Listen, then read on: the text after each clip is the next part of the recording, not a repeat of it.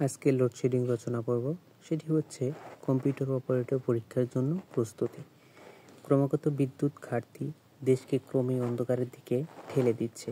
ক্রম বর্ধমান লোডশেডিংয়ের জাতাকলে পরে জীবনযাপন হয়ে উঠছে দুর্বিষহ। জীবনযাত্রার ভোগান্তি বাড়ছে, লেখাপড়া, কলকারখানা, ব্যবসা বাণিজ্য সর্বত্রই উৎপাদন ক্ষতিগ্রস্ত হচ্ছে। লোডশেডিংয়ে ভুক্তভোগী জনগণের মধ্যে হাহাকার বাড়ছে। সন্ধ্যা হলেই অধিকাংশ এলাকায় ঘন্টার পর ঘন্টা অন্ধকারে নিমজ্জিত হয়ে পড়ে। শুধু সন্ধ্যার পর নয়, দিনেও এখন সমানে লোডশেডিং হচ্ছে। এ কারণে শিক্ষার্থীদের পড়ালেখা ব্যাহত হচ্ছে। ঝাপসা গরম সহ্য করে মোমবাতি জ্বালিয়ে পড়ালেখা করতে হচ্ছে শিক্ষার্থীদের। অন্যদিকে বিদ্যুৎ নির্ভর চাষাবাদ, ব্যবসা বাণিজ্য আজ ধ্বংসের মুখে। ডিজেল চালিত জেনারেটর লক্ষ লক্ষ টাকার জ্বালানি অপচয় হচ্ছে। লোডশেডিংয়ের সঙ্গে লো ভোল্টেজের কারণে মেশিনারি জিনিসপত্র নষ্ট হয়ে যাচ্ছে। ফলে অনেক পরিবার আজ পথে বসতে চলেছে। চাহিদার মাত্র 30-40% বিদ্যুৎ পাওয়া যাচ্ছে। বিদ্যুতের অনিয়মের সঙ্গে সঙ্গে প্রতিদিনের জীবনযাত্রার যে অনিয়ম ও উচ্ছৃঙ্খলতা দেখা দিচ্ছে, তাতে জীবন বাঁচানো কঠিন। এভাবে বিদ্যুৎ সংকট চলতে থাকলে একসময় যে ভয়াবহ পরিস্থিতির শিকার হতে হবে তা বর্ণনাতীত। এই সার্বিক বিপর্যয়ে মোকাবেলা করার জন্য বিভিন্ন আধুনিক ও বাস্তবমুখী পদক্ষেপ নেওয়া জরুরি হয়ে দাঁড়িয়েছে। লোডশেডিংয়ের যে রক্ষা পেতে হলে আমাদের প্রথমে জানতে হবে লোডশেডিং কেন হয়। খুব সহজেই এর উত্তর দেওয়া যায়। কয়েকটি কারণ রয়েছে, যেমন প্রয়োজনের তুলনায় বিদ্যুৎ উৎপাদনে ঘাটতি।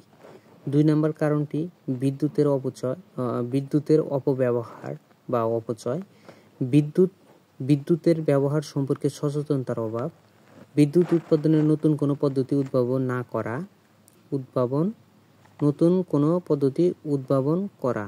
বিদ্যুৎ উৎপাদনের নতুন কোনো পদ্ধতি উদ্ভাবন করা। আমি এটা বুঝতে পারিনি। বিদ্যুৎ উৎপাদনের নতুন কোনো পদ্ধতি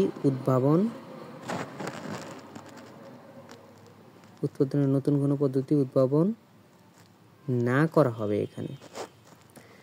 মানে করলে তো হচ্ছে যে বিদ্যুৎ ঘাটতি কমে যাবে, আর না করলে বিদ্যুৎ ঘাটতি এভাবে থাকবে। বিকল্প কোনো উৎস থেকে বিদ্যুৎ পাওয়ার ব্যবস্থা না থাকা ইত্যাদি।